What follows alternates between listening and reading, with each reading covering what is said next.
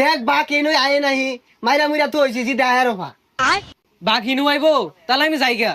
আরে থাক এই বাঘ তো আর কিছু করতো না এই বাঘ আমার লগেই জিত কান পাসা আমি বলে গুয়াতায় গু খাম তোর আজকে ভাতও বন্ধ বাড়ির যাও বন্ধ। তুই বলে বাঘ মারস, তোরে তো বাতি দে না, বাঘ কেমনে মারস? ও বাড়িতে ফিটনা ফুটনা খায় হেরা এনে ভাত মারাইতেছস তুই ভাগ মারস।